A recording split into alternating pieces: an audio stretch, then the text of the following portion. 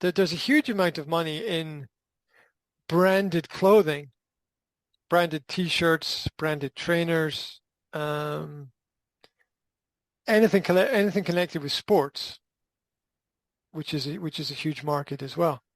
And there's a lot of money that people will pay for very strange things that they will never use. People will buy music albums that they will never listen to just to have the album. The people will buy clothes that they will never wear just to have it in the wardrobe. Um, People will buy cups that they will never use just to have it on the shelf or in the cupboard. Um, there's a huge market for little cuddly toys, little toy bears. Mm. A huge market for that. People collecting those. Um, a lot of things related to childhood. There's a big market for as well. And of course, the more rare or limited something is, the greater value it has. And so there's a huge value in products that were produced at a certain point in time, but now are not produced anymore. So there's a lot of comic books, right? Comic is a huge market for those, what do we call them? Comic book characters, the Marvel Mm. universe, DC Comics, that whole area of things, Teenage Mutant Ninja Turtles,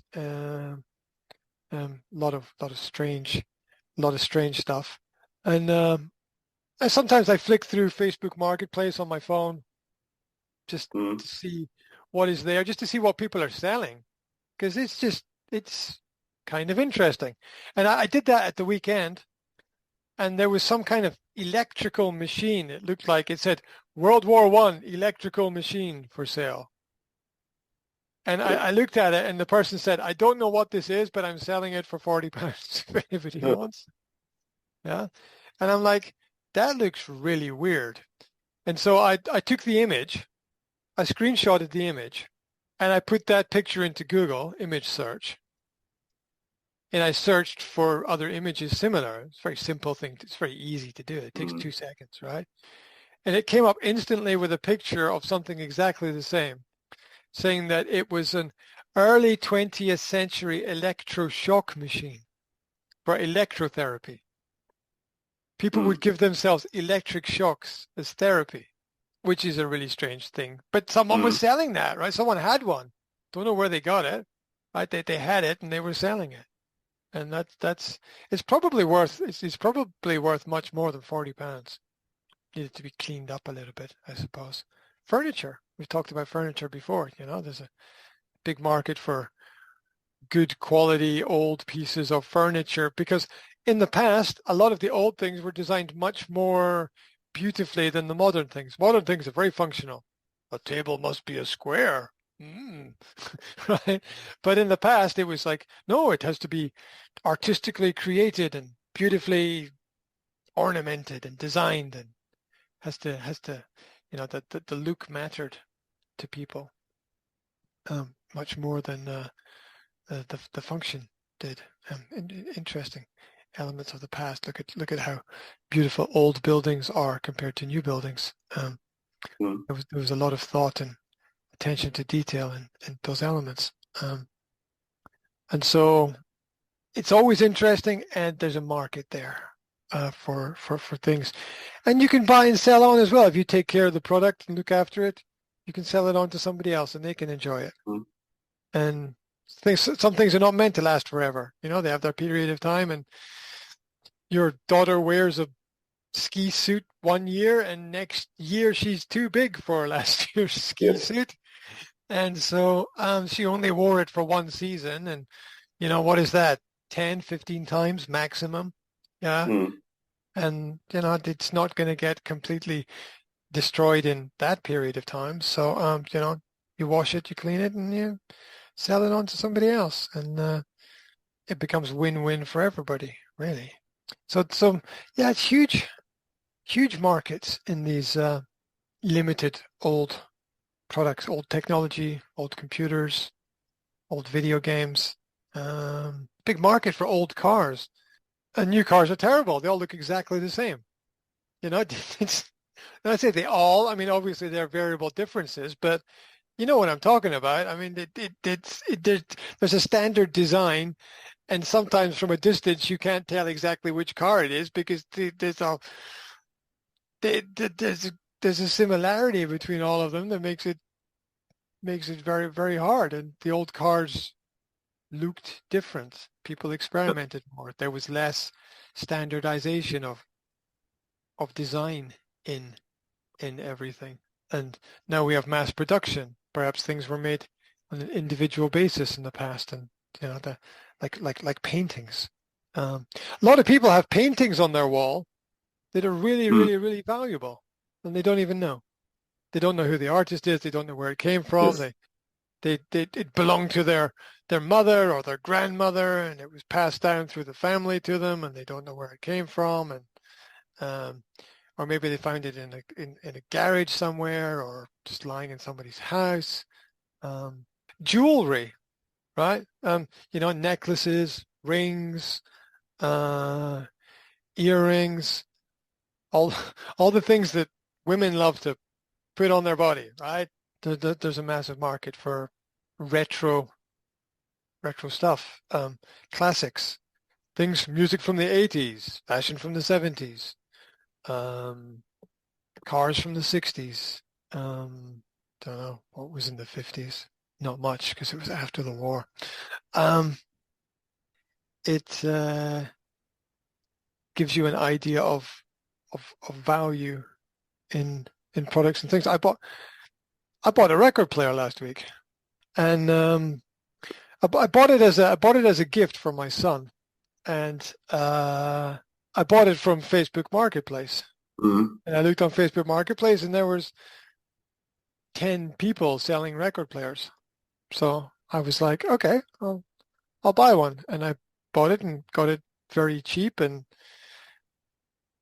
now I have to get some records for it. But the idea being that it's a connection to the past, and the audio quality of vinyl is far better than the audio quality of compact disc or MP3. Mm. The sound quality is so much better, and I think quality matters. It, and also now there's a sort of a revival in vinyl, and old records are very rare. They were only made for a short period of time, and a lot of them are destroyed and not in good condition. So the ones in good condition are sort of valuable a little bit. So and they were works of art, right? Mm. Modern music is just click to download and listen through your mobile phone, usually through some, you don't even need to download it if you listen to Spotify or some other online service.